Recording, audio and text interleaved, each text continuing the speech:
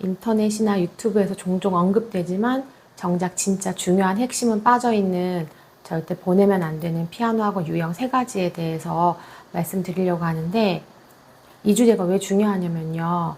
이제 저희 부모들은 아이를 위해 고민 끝에 A라는 피아노 학원을 선택했어요. 처음에는 아이가 이제 흥미도 보이고 재미있어 하던 피아노였는데 조금 다니다 보면 늘겠지 하는 마음으로 이제 보내요. 근데 시간이 지나도 아이의 실력이 늘지 않거나 안 느는 정도면 괜찮은데, 아이가 배우고 있는데 학원을 다니고 있는데 예전보다 치는 게 뭐 느는 것 같지도 않고 급기야 엄마 나 학원 안 가고 싶다 이제 이런 말을 시작하거든요.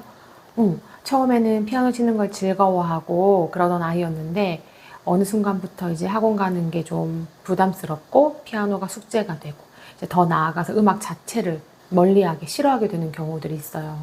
이런 상황이 되면 이제 부모님들은 혼란스러워지죠. 내가 학원 선택을 잘못했나? 다른 친구들은 잘 다니는데 우리 애한테는 피아노가 안 맞나? 아니면 학원을 옮겨야 되나? 이런 고민이 많아질 수밖에 없어요. 그런데 대부분의 문제는 아이의 재능이나 흥미 이전에 학원의 유형에서 시작되는 경우가 많거든요. 그래서 오늘은 들으시면 이거다 하고 바로 와닿는 절대 보내면 안 되는 피아노 학원 유형 3가지 제가 하나씩 말씀드릴게요. 첫 번째, 피아노를 전공하지 않은 선생님이 수업하는 학원.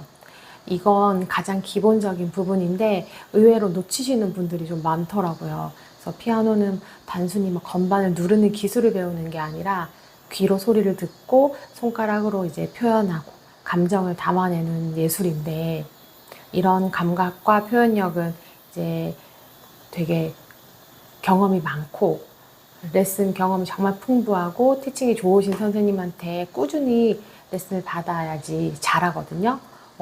근데 피아노를 전공하지 않으신 분이 우리 아이들의 수업을 맡는 경우 기초부터 좀 잘못 잡힐 가능성이 높아요. 물론 이제 성실하고 아이들을 좋아하는 선생님은 너무나 좋은데 이제 그거는 이제 사람의 성향인 거고, 아이에게 맞는 음악 교육은 기술과 경험이 뒷받침되어야 하거든요. 저도 피아노를 전공했지만 저희 아이는 제가 자신이 없어서 안 가르치고 있어요. 그래서 학원을 보내는데, 이렇듯 피아노를 제대로 배우는 경험이 잘못 시작되면 아이 입장에서는 피아노가 재미없고 좀 어려운 과목이 돼버리거든요. 우리 아이 피아노 학원 선생님이, 레슨을 맡아주실 선생님이 피아노 전공을 꼭 하셨는지 요거를 확인하셨으면 좋겠어요. 전공은 최소한의 기준이거든요. 두 번째는 부모님과 소통이 단절된 학원. 이제 피아노 학원에 저희가 상담을 하고 보내고 나면 이제 생각보다 선생님과 소통이 거의 없는 곳들이 좀 있어요. 그러니까 등록할 때는 어차피 이제 상담도 친절하게 잘 해주시고 레슨도 잘 이루어지는 것 같았는데, 막상 이제 다니기 시작하고 몇 주, 몇 달이 지나도 아이가 어떤 걸 배우고 있는지, 어떤 부분이 부족한지 이런 부분들이 전혀 공유되지가 않는 학원들이 있어요.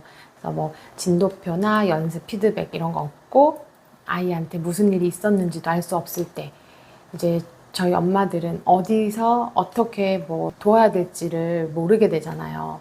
물론 학원이 매주 자세한 보고를 해주는 건 어렵지만 기본적으로 한 달에 한 번이나 이렇게 문자나 카톡으로 이런 소통의 창구는 꼭 있어야 된다고 보거든요. 예를 들어서 요즘 아이가 어떤 곡을 배우는지, 연습 부족한 부분은 좀 어떤 건지, 아이가 수업 시간 태도는 좀 어떤지, 이런 것들을 선생님들이 가볍게 엄마한테 공유해 주시면 집에서도 아이를 격려할 수 있고 이렇게 방향을 좀 잡아줄 수가 있는데, 이런 소통이 완전히 단절된 학원이면 부모님은 점점 아이의 이제 음악 교육에서 소외되기 시작해서 아이도 부모도 피아노에 이제 흥미 자체를 잃게 되죠.